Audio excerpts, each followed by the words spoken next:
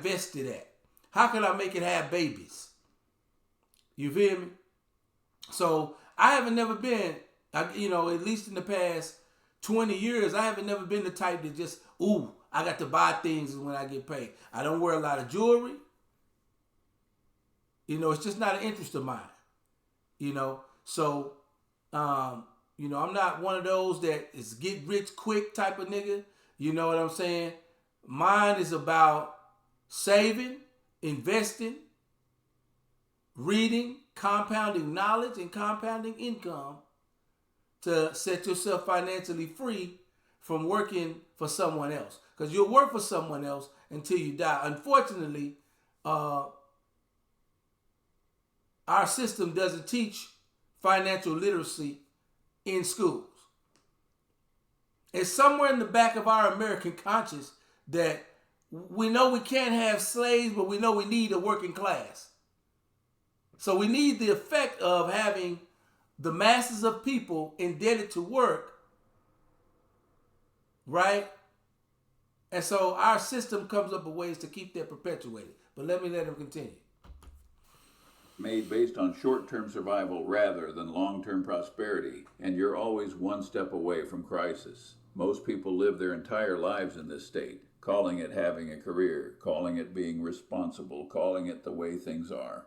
What it actually is a trap, and like most traps, it's invisible to those caught in it. Here's how the mechanism works. You graduate from school and get a job that pays you enough to live on, but not much more. An apartment gets rented, a car gets bought, and you acquire the lifestyle that your income permits. Then something interesting happens, something predictable. Your expenses rise to match your income, and every raise you get, your lifestyle inflates to absorb lifestyle it completely. creep. This That's is what that's not called. an accident, and it's not bad luck. This is predictable human psychology meeting a consumer economy designed to extract maximum spending from you at every opportunity. Maximum the part that spending really from matters you. is this. While you're busy spending everything you earn, you're not building anything. You're trading time for money at a fixed rate, and you're trading all that money for stuff that depreciates, experiences that fade, and obligations that compound against you. The mathematics turn out to be brutal when you examine them.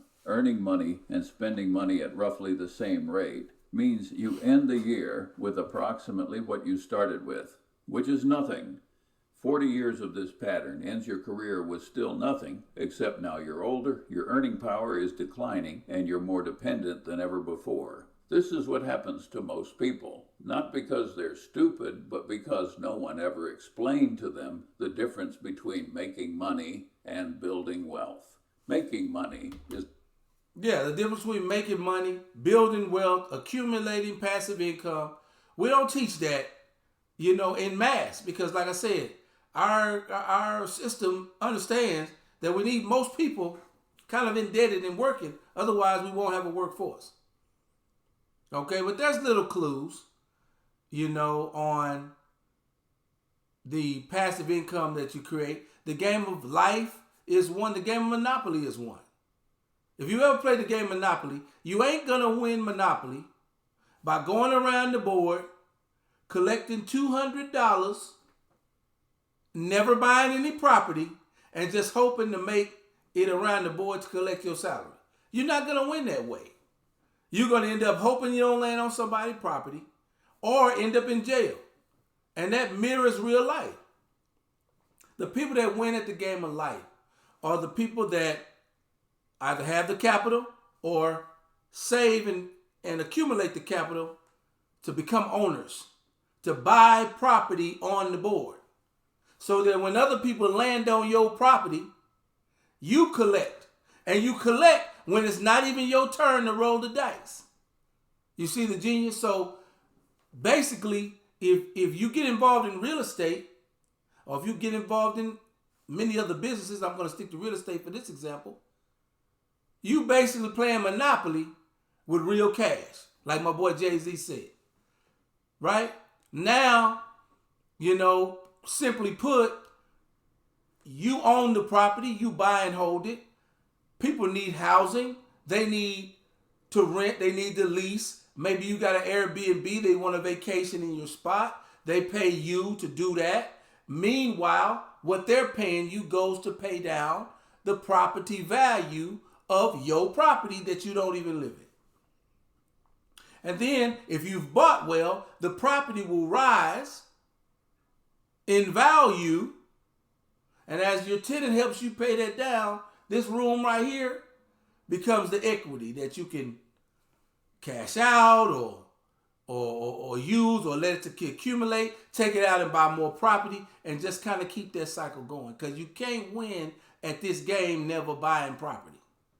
You just going to keep going around the board, collecting your salary and paying everybody else until you can't make it around the board and you broke.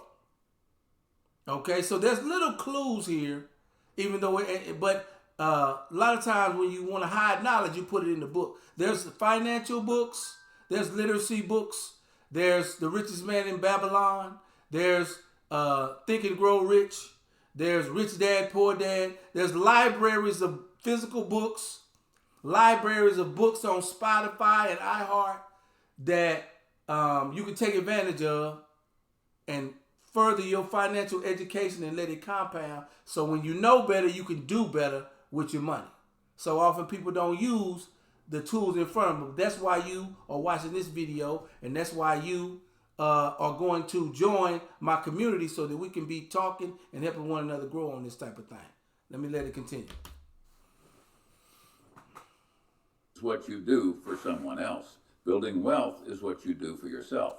A different approach exists, and here's how it can work. There was a time when I practiced law, and I was good at it. A home got built, a family grew, and hard work filled my years. By conventional, if you're going to work for others, and most people should, at least for a while, you need to understand how to do it without destroying yourself in the process. 3 rules exist for this, and meeting all 3 is nearly impossible, but you should try anyway. The first rule, don't sell anything you wouldn't buy yourself. This sounds simple, but it's not. Most people spend their careers selling products, services, or ideas they privately think are mediocre or worse. They rationalize all of it, telling themselves it's just business. Everyone does it. I need the paycheck. Here's the problem with that approach. You become what you do. 40 years selling things you don't believe in turns you into a person who doesn't believe in anything.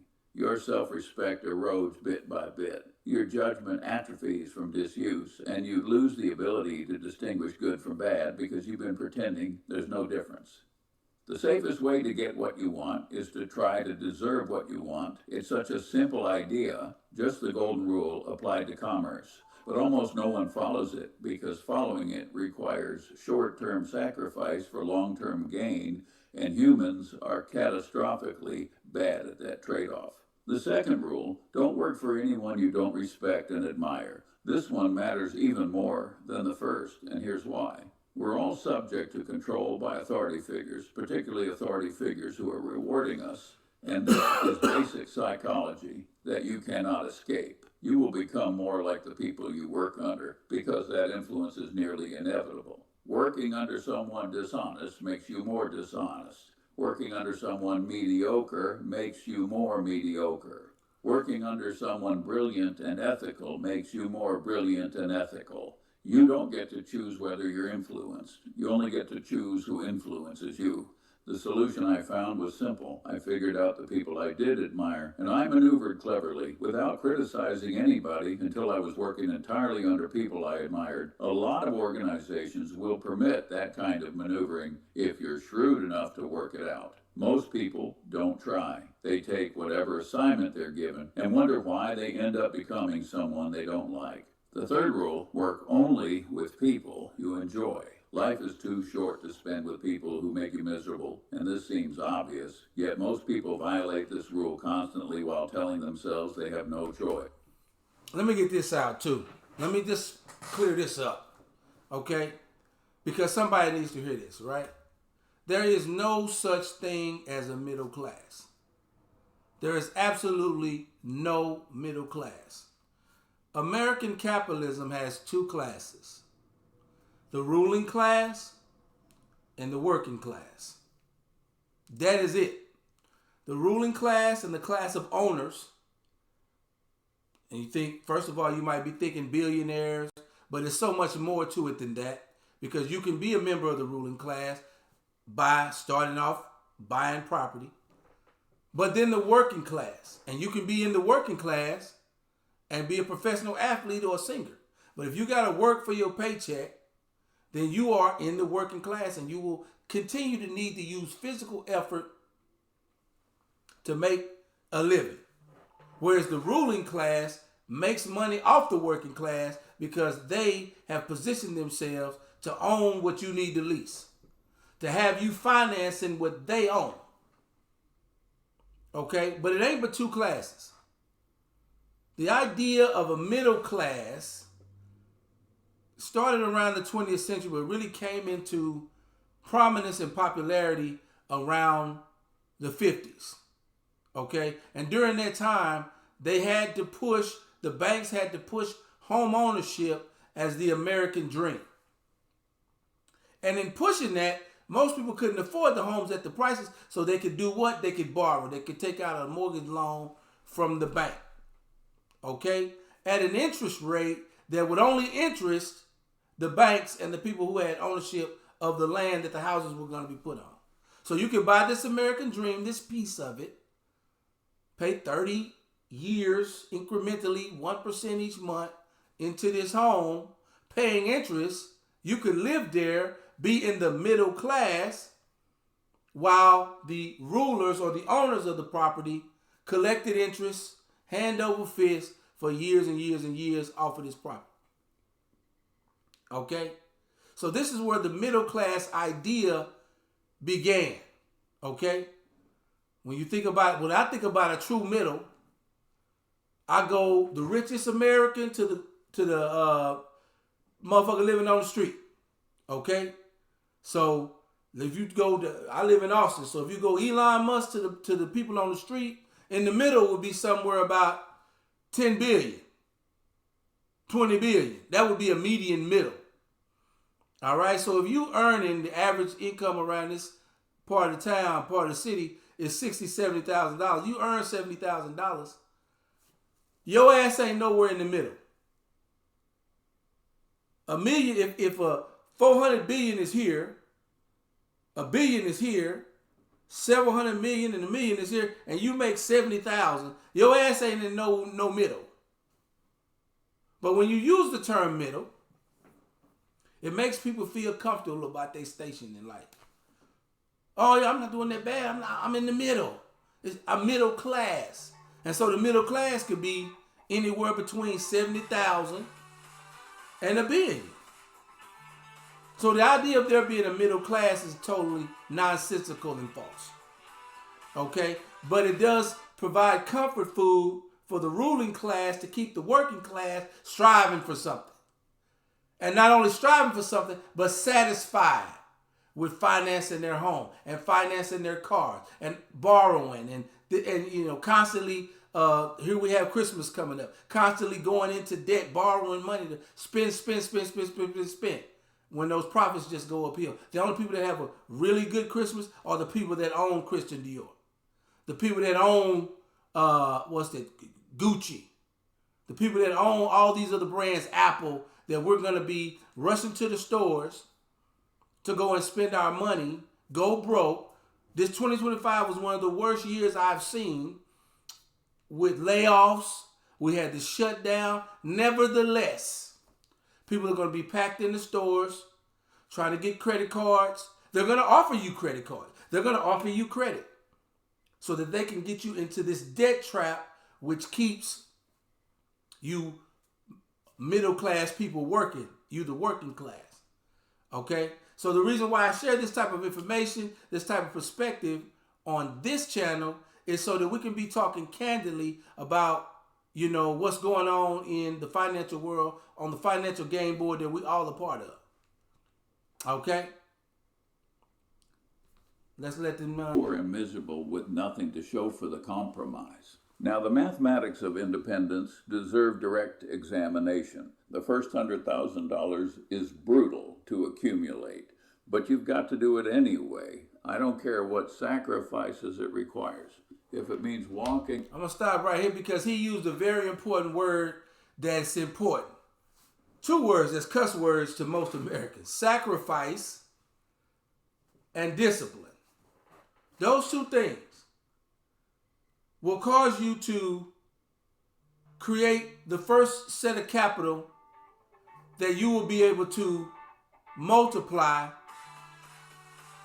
as you continue through your financial journey. But I don't care if you start off working at McDonald's, if you start out doing ride sharing, right? With sacrifice and discipline, make it your goal to reach your first $10,000 before you get paid again. I don't care if you got to ride the bus for a year. I don't care if you got to live with mom for a year. I don't care if you got to be uncool and unpopular. If you happen to be a young man or a young woman today, work and save all your money for your first big play, your first pile of money, and you'll realize that you can, once at 10,000, you start to be able to compound. You have to learn how to do it, but you start to be able to do that. But it takes discipline to get there. If you weren't born into a rich family and you weren't born with a trust fund like I wasn't, you got to do it the old-fashioned hard way. There's no magic bullet. There's no secret course to understand how to save money or have to have discipline to save money. You got to cut out things that aren't absolute necessities in your life so that you can save that first pile of cash. And then you have to read all the financial books and understand about to get all the plays on how to use that money once you have it. My first play a couple of years ago was to get my first piece of property. I'm now working on duplexes and triplexes. Okay? But you can't do that. You can't compound money. You can't double the money if you check the check. If you constantly got $100 to $200 to $500 and you broke before every payday, you can't do that. You have to take 10% to 20% of every paycheck and say, this is for my investment down the line. This is for my future. This is for the future me. You understand what I'm saying? So it takes an incredible amount of discipline, but those that do it find themselves in the position that they have control over their financial destiny. They don't have to take jobs and positions that belittle them out of desperation. One thing about being broke is it makes you desperate. And you might outgrow that, wanting that, having that feeling. Having that financial pillow makes you feel more comfortable, like more competent, like you're getting things done on this planet.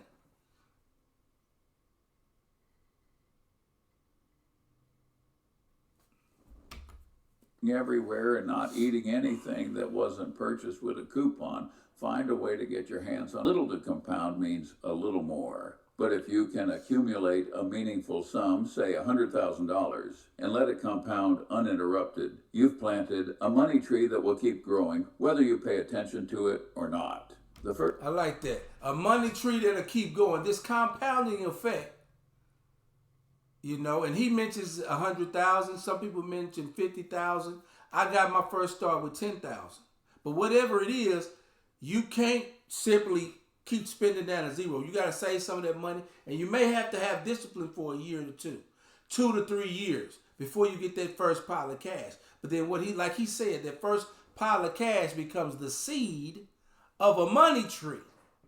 How does that happen? Well, let's say you start a business, or let's say you buy your first piece of real estate. Once again, that tenant that you move in is going to help you pay down that property over the years, or year after year, not just over the years, but year after year. If you've bought well, that property will continue to rise in value. What makes property rise in value? New jobs in a particular area, new schools in a particular area, a football stadium. Now that money that you invested in that property is compounding because year over year, more people are moving into that area where your property is. You got the person living in your property, or the people if you've got multiple doors. And then you've got the population increase and the property value increase, because if you've done your study well, and that's another video, it should be rising in property value, and real estate rarely falls in value unless there's a natural disaster, in which you got insurance for. But it should always be an uptick when you buy well in real estate. That's the reason why it's the most not safe bet. There's things that you got to deal with, but it's the most sound investment you can make on the planet. New buildings of real estate, fix and flip, whatever. Because the property grows or is growing with you doing nothing. And then after a certain amount of years, that second money tree, that equity in that property, becomes your second income or second job. People make such a fallacy or such an error of just working and then thinking I'm going to get a second job to supplement the first job. And the tax code don't work like that. That's just two taxable events. And you running twice as hard to do two jobs. When planning that money tree that is your first piece of real estate becomes the income that replaces a need for a second job or a job period. And now you can really get more into your entrepreneurship. Okay? Now you're using money as a tool and not just spending it up. Now you're not a victim to interest, and you're not a victim to high credit card rates and consumerism. Let's let him cook. First rule of compounding is simple: never interrupt it unnecessarily. This is where most people destroy themselves. They accumulate a little, then they spend it. They accumulate again, then they spend again. Every interruption destroys years of potential growth, and they're constantly starting over from nearly nothing. Think about it mathematically, and the pattern becomes clear. Saving and investing consistently reveals that the first 100,000 takes the longest to accumulate. The second 100,000 comes faster because more capital is working for you. Exactly. Now. The third 100,000. Let me pause right here. That's the idea. The first 10, 1,500 is the hardest to get. Because like I said, you got to have discipline and sacrifice to get that first lump sum out the way, saved in the bank, in a savings account, invested over a year. It may take some time to get that first bit if you're not already wealthy. But like I said, if you starting from McDonald's, a regular job, or doing rideshare, you have the ability to do this. Just the time horizon is different. But what happens though, once you have that, invested smartly, then now you're not doubling your money or saving your money from zero. Now you're doubling your money from 10,000, or you're tripling your money from 50,000. It's kind of like the money is having babies, right? Once you invested smartly in a business that's thriving, something that you believe you're passionate about, or in a good piece of ascending real estate, you make good investments, that money begins to have babies. And now it's easier to make another 50,000 off the first. As a matter of fact, you're probably going to make $100,000 off the first $50,000. You hear people all the time say, the first million I made was the hardest. After that, it was easy. I just started deploying those million soldiers into smart business, real estate, food empire, this and that. And then the million I invested, guess what happens? People start to patronize your business. People start to move into your real estate, and they start spending money, right? And now you're a part of this cycle of growth that it's the money tree. But you have to understand how it works, be able to take risks, want to take the risks, understand it's all risks, and then you have to invest time reading, learning, and studying your industry. Right? It's not a magic bullet. You know what I mean? But if you want it, it's out there. And comes faster still. By the time you're building your fourth or fifth 100,000, it barely requires any additional savings because your existing capital is doing most of the work. Existing capital actually is doing the work. The existing capital is working for you when you understand the money. And most of the people that you know won't get off base one because they have been convinced that going to school, getting a job, working, collecting a check, they've been convinced of a middle class that don't exist. They've been convinced that if they buy a pretty home, it's okay to pay 30 years on it. If they buy a nice car, it's okay to finance it for 60 months. And they never have any money left. And have you ever noticed that when you buy a home or a car or something and you about done paying that car off or you about done paying that phone off, they offer you more financing. They don't say, well, thanks for paying the car off and have a nice day. Because they don't make any money when you buy the car cash. Wealthy people understand that. Corporations understand that. They make money off the interest. Don't you want to upgrade your phone? Don't you want that new 2026 car?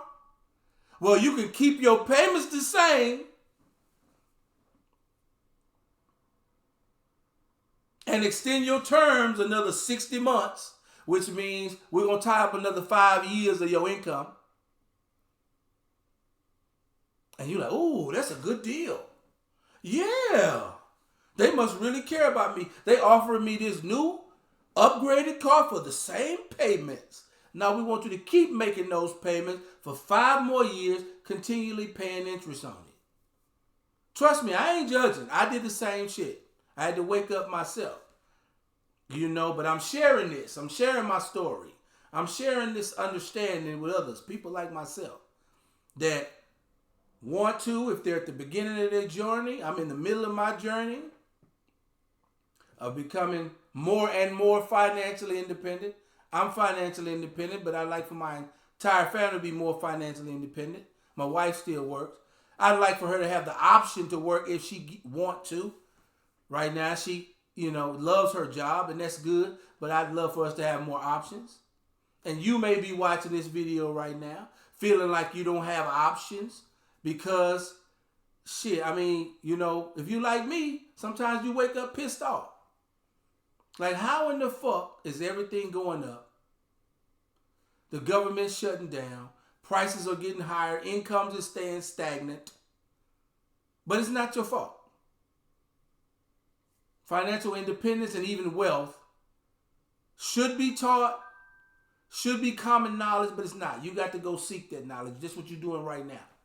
By watching this video, other videos, I'm going to be suggesting financial books to read. There's an entire library on, all types of financial. I'm not sure what you into, but reach out to me. Tell me what you into, and we can get together and put a game plan on, get the books, and get the discipline on how to read and get that thing started and going. Because the one thing that, was refreshing to me, when I got out of the military or a little bit later, I kind of felt trapped. I kind of felt lost. And, I was like, damn, I'm not no athlete. I'm not no musician. So am I just destined to be a check-to-check worker? Am I just destined to be a workhorse? Is there no way for me to go from, check-to-check, $50,000, $70,000 a year to a place where I can really have financial freedom, not dependent on my next paycheck? How do you do that? And the good news, even though it wasn't sexy news, was there's a playbook to it. There's always been a natural playbook to it. Once again, if you start off even working at McDonald's, driving Uber, if you're a nurse or a doctor, if you start off anywhere, you can become financially independent, which is the first step to wealth, within 3 to 5 years with the right steps. It's a playbook. When I was younger, I used to love to play. Hell, I still love to play video games. But back then, when I was younger, the game came. You wasn't able to go online like that back then in the 90s, but it came with a manual, came with a book. You peel the book open. You learn all the tips and tricks as you're playing. You start off on the game, you're not very good. You suck, as a matter of fact. But as you keep studying that manual, as you keep studying that book, and as you keep practicing, you get better. You get better at the game. You start passing levels faster, right? From studying the manual. That is life. At first, when you start on your financial journey, you may be fumbling around. Okay? But there is and are playbooks that have been used throughout the ages. That you don't have to be specifically a great athlete. You don't have to be specifically born into money. You don't have to be a great,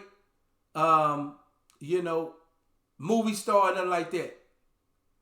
This community is for the average person that simply wants to know the playbook to achieving wealth. Because the good news for people like you and me is there's an actual skill level that can be acquired to get there. You don't got to hit the lottery. You don't have to accept middle class. You don't have to accept, all right. If you just ain't an all right nigga, you want excellence like everybody else. You don't want to be iced out. But there are steps to it, and there's discipline to it. Just like when you go to the gym. You know what I'm saying? Just about anybody can be in great shape. Regardless of what different variations of your health is, it's pretty simple. Eat right and exercise daily. It's not a magic bullet. Now, to some people, that's terrible news. They don't want to have to eat right. They don't want to have to exercise daily. But to other people, the fact that it is accessible with the right amount of skill and discipline is exciting news. Becoming wealthy is accessible with the right amount of skill and discipline. There doesn't have to be a magic bullet. There doesn't have to be you wasting money on other people's advice. Doesn't have to be throwing good money after bad. It's accessible if you're willing to study, to read, to compound knowledge, to save money and then compound money. And don't let people sell you anything that takes away from you being able to get your first set of capital to get off level 1. And then just like a video game, you go to level 2. And then you go to level 3. And then you go to level 4. And then you master the game of financial independence. And it's important to be financially independent and not dependent. If you've ever been given an ultimatum at work that, hey, we need you to stay for another 4 hours. All of a sudden, we need you to stay. And you're like, I don't know if I really can stay. I can't stay. And then you get that little hint of, just kind of getting peoned. If you want your job, right? If you need your job, you'll do it. You know what I mean? It's subtle like that. This is what dependence does. When you this is what money buys you, or what money deprives you of when you check the check. And you always letting that account hit zero. You deprive yourself of the ability to say no, to pick your next opportunities, You got to do what you got to do to survive. And you don't want to keep putting yourself in that position.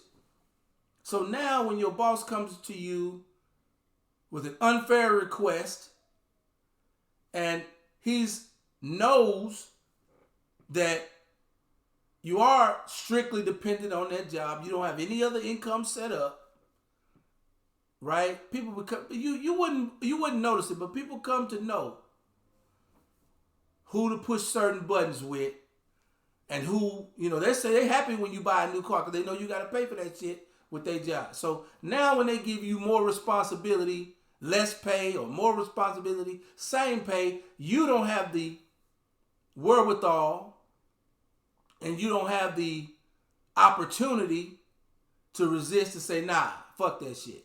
You don't have fuck you money. You got yes sir money, right? So this is why we have these conversations as entrepreneurs. Why are we entrepreneurs? Most of us entrepreneurs is hard-headed. I'm hard-headed, I'll admit it. I don't like fucking following directions. I spent 8 years in the Army, and it's not as bad as people think, but I spent 8 years in the military, 2 years in a danger zone. I had to, buck over there and let superiors know that I will and would not be doing certain things. And when I got out, I'll be quite honest with you. Reasonably, I follow laws here, but I'm fucking hard-headed. I don't like listening to motherfuckers. And I realized that when I master my money, I have to do less compromising with the things that I want to do, especially when it comes to my career, especially when it comes to my future, right? But when I blow my load, when I spend all my bread up, then I got to go back to, right? And I hadn't done that in 20 years, right? You hear people say, oh man, I just need to work, I just need to work 10 more years. I don't want to retire yet. I want to work 10 more years. In reality, the reality of it is you can't retire, motherfucker. You don't have enough money to. But you want to make it sound like, to me, that it's optionality, right? And then sometimes I be labeled the asshole for calling people out on this bullshit. Because they want to save face. They want to make it seem like they're making the decision to continue working beyond those retirement years. When it's not an option. You stuck. You were taught and convinced, like many others, that the 40-year retirement plan is going to work. And then you get to that window, you get to the end of that rainbow, and there is no gold. But now you've got to convince everyone behind you that it's more of a decision you made. And I just be calling bullshit on it. But through assets that compound year after year, understanding both the power of compound interest and the difficulty of getting it started is the heart and soul of understanding a lot of things about life and money. Here's the uncomfortable truth that nobody in traditional career counseling will ever tell you directly. Employment is designed to extract maximum value from you while paying you minimum compensation. Let me stop right there. I'm gonna pause right here. Employment is designed to extract maximum value while giving minimum compensation. Let that soak in.